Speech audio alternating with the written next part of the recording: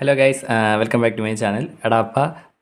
ഇന്ന് നമ്മൾ ഡിസ്കസ് ചെയ്യാൻ പോകുന്നത് കീമിൻ്റെ ഫസ്റ്റ് അലോട്ട്മെൻറ്റ് കഴിഞ്ഞുള്ള പ്രൊസീജിയേഴ്സും കുറച്ച് ഇൻസ്ട്രക്ഷൻസൊക്കെയാണ്. സോ നിങ്ങൾ കീമിൻ്റെ അലോട്ട്മെൻറ്റ് വെയിറ്റ് ചെയ്തിരിക്കുന്ന ആളാണെങ്കിൽ ഡെഫിനറ്റ്ലി ആദ്യം തൊട്ട് അവസാനം വരെ നല്ലോണം ശ്രദ്ധിച്ച് നല്ല രീതിയിൽ കേൾക്കുക. കാര്യമെന്ന് വെച്ചാൽ ചിലപ്പോൾ ഈ ചെറിയ ചെറിയ മിസ്റ്റേക്കുകൾ കൊണ്ട് തന്നെ നിങ്ങളുടെ അലോട്ട്മെൻറ്റ് നഷ്ടപ്പെടാൻ സാധ്യത ഉണ്ട്. സോ നിങ്ങൾ ആദ്യം തൊട്ട് അവസാനം വരെ നല്ല രീതിയിൽ ശ്രദ്ധിച്ച് കേൾക്കുക. ആരും ഒരു മിസ്റ്റേക്കും വരുത്താണ്ടിരിക്കുക. ആദ്യം തന്നെ നമുക്ക് 18-ാം തീയതി വരെ ആയിരുന്നു ഓപ്ഷൻ രജിസ്ട്രേഷൻ ചെയ്യാനുള്ള ലാസ്റ്റ് ഡേറ്റ്. 18-ാം തീയതി ട്രയൽ അലോട്ട്മെൻറ്റ് വന്നിട്ടുണ്ടായിരുന്നു. ദെൻ പ്രൊഫഷണൽ ഫസ്റ്റ് അലോട്ട്മെൻറ്റ് വന്നിട്ടുണ്ടായിരുന്നു. ഇനി വരാനുള്ളത് ഫസ്റ്റ് അലോട്ട്മെൻറ്റാണ്.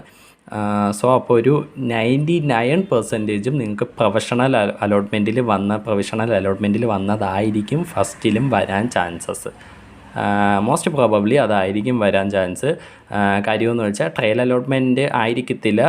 ചിലർക്കൊക്കെ ട്രയൽ അലോട്ട്മെൻറ്റ് വന്നത് തന്നെ പ്രൊഫഷണലിലും വന്ന് കാണും. ട്രയൽ അലോട്ട്മെൻറ്റ് എന്ന് പറയുമ്പോൾ നമ്മൾ 16-ാം തീയതി വരെ കൊടുത്ത ഓപ്ഷൻസിൻ്റെ ബേസിസിലായിരുന്നു ട്രയൽ അലോട്ട്മെൻറ്റ് പബ്ലിഷ് ചെയ്തിട്ടുണ്ടായിരുന്നത്. അതിനുശേഷം 2 ദിവസം ഓപ്ഷൻ രജിസ്ട്രേഷൻ ചെയ്യാൻ ടൈം ഉണ്ടായിരുന്നു. സോ ആ ടൈമിൽ കൂടെ ഉള്ളതാണ് പ്രൊഫഷണൽ വന്നിട്ടുള്ളത്. സോ 99%ഉം അതായിരിക്കും ഫസ്റ്റ് അലോട്ട്മെൻറ്റിലും വരാൻ ചാൻസസ്. അടുത്തതെന്ന് വെച്ചാൽ കുറേ കുട്ടികൾ വന്ന് ചോദിച്ചിട്ടുണ്ടായിരുന്നു, എനിക്കിപ്പോൾ ഒരു ഓപ്ഷൻ കിട്ടി, എനിക്കത് തന്നെ മതി, അത് ഫിക്സ് ചെയ്യാൻ പറ്റുമോ, ഓപ്ഷൻ റീഅറേഞ്ച് ചെയ്യാൻ പറ്റുമോ, അങ്ങനെയൊക്കെ കുറേ പേര് ഡൗട്ട് ചോദിച്ചിട്ടുണ്ടായിരുന്നു. സോ അതിനെക്കുറിച്ചൊരു പ്രോപ്പർ ക്ലാരിഫിക്കേഷൻ തരാടാ. ഇപ്പം നിങ്ങളൊരു 10 ഓപ്ഷൻ വെച്ചോ. നിങ്ങൾക്ക് ഒരു 5-ാമത്തെ ഓപ്ഷനാണ് നിങ്ങൾക്ക് വന്നത്.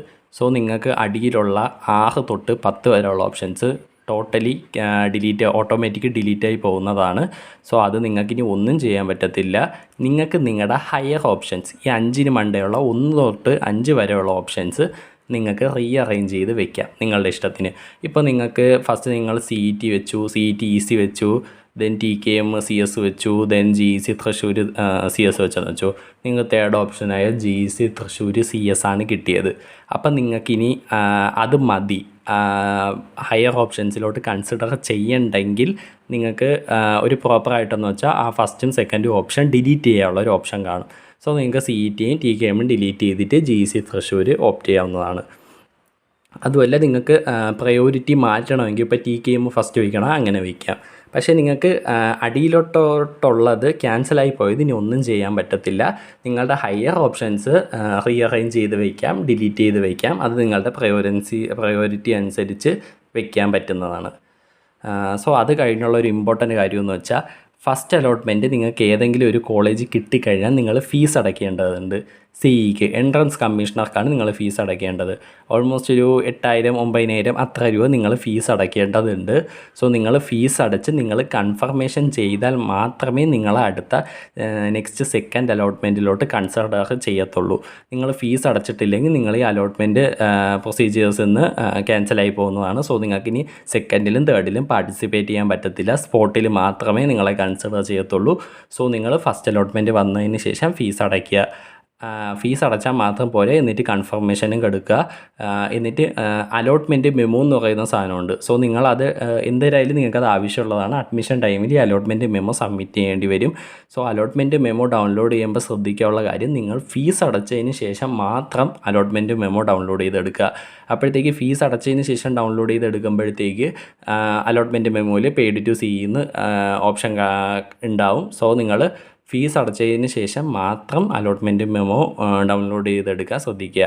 പിന്നെ പറയാനുള്ളതെന്ന് വെച്ചാൽ നിങ്ങളിപ്പോൾ ഫസ്റ്റ് അലോട്ട്മെൻറ്റ് വന്നു, നിങ്ങൾക്കൊരു 8K 9K ആ റേഞ്ചിൽ നിങ്ങൾ ഫീസ് CEക്ക് അടച്ചു. ആ അടച്ചതിൻ്റെ ഡീറ്റെയിൽസും സ്ക്രീൻഷോട്ടോ പ്രിൻ്റോ ഒക്കെ എടുത്ത് വയ്ക്കാൻ ശ്രദ്ധിക്കുക. കാര്യമെന്ന് വെച്ചാൽ ഇൻ കേസ് എന്തെങ്കിലും ഒരു എറർ വന്ന് ഫീ കൺഫേം ആയില്ലെങ്കിൽ നിങ്ങൾക്ക് ഈ ഒരു ഇത് വെച്ച് എവിഡൻസ് വെച്ച് നിങ്ങൾക്ക് CEക്ക് മെയിൽ ചെയ്യാവുന്നതാണ്. സോ ഒരു സേഫ്റ്റിക്ക് വേണ്ടി എല്ലാവരും ഫീസ് അടച്ചിട്ട് അത് പ്രിൻ്റ് ചെയ്തെടുക്കുകയോ സ്ക്രീൻഷോട്ട് ചെയ്തെടുക്കുകയോ ഒക്കെ ചെയ്യുക. പിന്നെ അടുത്ത സെക്കൻഡ് അലോട്ട്മെൻറ്റിനെ കുറിച്ച് പറയാനാണെങ്കിൽ, നിങ്ങൾ ഫസ്റ്റ് അലോട്ട്മെൻറ്റിൽ വന്നു, നിങ്ങൾ ഫീസ് അടച്ചു എങ്കിൽ മാത്രമേ നിങ്ങളെ സെക്കൻഡിലോട്ട് കൺസിഡർ ചെയ്യത്തുള്ളൂ. നിങ്ങൾക്ക് സെക്കൻഡ് അലോട്ട്മെൻറ്റിൽ ഏത് കോളേജ് ആയാലും കിട്ടിയ കോളേജിൽ പോയി അഡ്മിഷൻ എടുക്കേണ്ടതാണ്. സോ അത് നിങ്ങൾക്ക് ഇപ്പം നിങ്ങളെ പ്രയോറിറ്റിയിലില്ല, ഇഷ്ടമില്ലാത്ത കോളേജിൽ പോകാൻ താല്പര്യം ഇല്ലെങ്കിൽ പോലും നിങ്ങൾ സെക്കൻഡ് അലോട്ട്മെൻറ്റിൽ പോയി അഡ്മിഷൻ എടുത്താൽ മാത്രമേ നിങ്ങളെ ദെൻ കൺസിഡർ ചെയ്യത്തുള്ളൂ. അതാണ് ഞാൻ ആദ്യമേ ഓപ്ഷൻ രജിസ്ട്രേഷൻ ടൈമിൽ പറഞ്ഞിട്ടുണ്ടായിരുന്നു.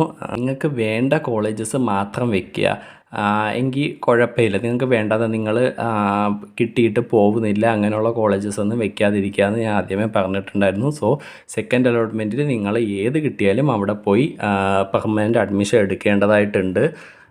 പിന്നെ തേർഡ് കിട്ടിയാൽ നിങ്ങൾക്ക് ചേഞ്ചായി പോകാവുന്നതാണ്. സോ സെക്കൻഡ് അലോട്ട്മെൻറ്റ് വരുമ്പോൾ ശ്രദ്ധിക്കാനുള്ള കാര്യം എന്ന് വെച്ചാൽ നിങ്ങൾ അഡ്മിഷൻ എടുക്കാൻ പോകുന്ന സമയത്ത് നിങ്ങൾക്കൊരു 10,000 to 30,000 വരെ അഡ്മിഷൻ ഫീസ് ആവുന്നു. അഡ്മിഷൻ ഫീസല്ല, അവിടെ പോയി PTA അങ്ങനെ ഒരുപാട് ഫിക്കേഷൻ ഡെപ്പോസിറ്റ് അങ്ങനെ ഒരുപാട് സംഗതികളുണ്ട്. സോ നിങ്ങൾക്ക് അവിടെ ചിലവാകുന്നതാണ്. സോ എല്ലാവരും കയ്യിൽ ക്യാഷ് കരുതുക സെക്കൻഡ് അലോട്ട്മെൻറ്റിൽ പോകുന്ന സമയത്ത്. അതിപ്പോൾ 10K to 13K അത് കോളേജ് വൈസ് വേരി ചെയ്യും. ഒരു ഗവൺമെൻറ് കോളേജസ് ആകുമ്പോൾ അത്ര ആവില്ല, എയ്ഡഡ് ആകുമ്പോൾ കുറച്ചുകൂടെ കൂടാം. അങ്ങനെ കോളേജ് വൈസ് വേരി ചെയ്യും. അത് നിങ്ങൾ സെക്കൻഡ് അലോട്ട്മെൻറ്റ് വന്നതിന് ശേഷം നിങ്ങൾക്ക് ഏത് കോളേജാണ് കിട്ടുന്നത് ആ കോളേജിൻ്റെ വെബ്സൈറ്റിൽ കയറി നോക്കുമ്പോൾ നിങ്ങൾക്ക് എത്രയൊക്കെ ഫീസ്, ക്യാഷ് ഓൺ ഡെപ്പോസിറ്റ് എത്ര അടയ്ക്കണം, PTA എത്ര അടയ്ക്കണം, അങ്ങനെ എല്ലാ ഫുൾ ഡീറ്റെയിൽസ് കിട്ടുന്നതാണ്. അതനുസരിച്ച് നിങ്ങൾക്ക് എമൗണ്ട് സെറ്റ് ചെയ്ത് കൊണ്ടുപോകുന്നതാണ്. പിന്നെ കുറേ കുട്ടികൾ എന്തൊക്കെ ഡോക്യുമെൻറ്റ്സ് വേണം ഇത് അലോട്ട്മെൻറ്റ് അഡ്മിഷൻ സമയത്തൊക്കെ ചോദിച്ചിട്ടുണ്ടായിരുന്നു. ഞാൻ അതിനൊരു സെപ്പറേറ്റ് വീഡിയോ ചെയ്യാം. സോ എല്ലാവരും ചാനൽ മറക്കാതെ സബ്സ്ക്രൈബ് ചെയ്ത് വയ്ക്കുക. നിങ്ങൾക്ക് ആവശ്യമുള്ള വീഡിയോസ് എല്ലാം ഈ ചാനലിൽ കൂടെ ലഭിക്കുന്നതാണ്. ഇപ്പോൾ എല്ലാവർക്കും ഒരു ഓവറോൾ ഐഡിയ കിട്ടിക്കാണമെന്ന് വിചാരിക്കും. സോ ഒരുപാട് പേരും ചോദിച്ചതെന്ന് വെച്ചാൽ ഓപ്ഷൻസ് റീഅറേഞ്ച് ചെയ്യാൻ പറ്റുമോ എന്നുള്ളതാണ്. സോ നിങ്ങൾക്ക് ഫസ്റ്റ് അലോട്ട്മെൻറ്റ് വരുമ്പോൾ കിട്ടിയ ഓപ്ഷൻസിന് താഴെയുള്ളതെല്ലാം ഓട്ടോമാറ്റിക് ഡിലീറ്റ് ആയി പോകുന്നതാണ്. അത് നിങ്ങൾക്കൊന്നും ചെയ്യാൻ പറ്റത്തില്ല. പിന്നെ അഡീഷണലി ഒരു കോഴ്സ് നിങ്ങൾക്ക് ആഡ് ചെയ്യാൻ പറ്റുന്നതല്ല. നിങ്ങളെ ഹയർ ഓപ്ഷൻസിലുള്ള കോഴ്സുകൾ മാത്രം നിങ്ങൾക്ക് റീഅറേഞ്ച് ചെയ്ത് വെക്കാം. അല്ലെങ്കിൽ നിങ്ങൾക്ക് ആ കിട്ടിയത് തന്നെ മതിയെങ്കിൽ മണ്ടയിലോട്ടുള്ളതൊക്കെ ക്യാൻസൽ ചെയ്ത് വെക്കാവുന്നതാണ്. പിന്നെ ഫീസ് അടച്ചതെല്ലാം നിങ്ങൾ സ്ക്രീൻഷോട്ടോ പ്രിൻ്റോ എടുത്ത് വയ്ക്കാൻ മറക്കരുത്. ഇൻ കേസ് എന്തെങ്കിലും ഒരു ടെക്നിക്കൽ എറർ വന്നാൽ നമ്മുടെ കയ്യിൽ നമ്മൾ ഫീസ് അടച്ചതെന്നുള്ള ഒരു പേയ്മെൻറ്റ് പ്രൂഫ് നമ്മളുടെ കയ്യിൽ ഉണ്ടായിരിക്കണം. അല്ലെങ്കിൽ പിന്നെ നിങ്ങൾ ഒന്നുകൂടെ അടയ്ക്കേണ്ടതൊക്കെ സാഹചര്യം മേ ബി വന്നേക്കാം, പറയത്തില്ല. സോ എല്ലാവരും ശ്രദ്ധിക്കുക. അപ്പോൾ അത്രയൊക്കെ ഉള്ളൂ. സോ എല്ലാവർക്കും ഒരു ഓവറോൾ ഒരു ഐഡിയ കിട്ടിയെന്ന് വിചാരിക്കുന്നു. സോ നിങ്ങളുടെ ടീമിന് അപ്ലൈ ചെയ്തിരിക്കുന്ന ഫ്രണ്ട്സിനൊക്കെ വീഡിയോ ഷെയർ ചെയ്തിരിക്കുക. എല്ലാവരും ഒന്ന് ലൈക്ക് ചെയ്യുക, കൂടുതൽ ആൾക്കാരിലോട്ട് റീച്ച് ആവട്ടെ. സോ അത്രയൊക്കെ ഉള്ളൂ. Thanks for watching. ബൈ.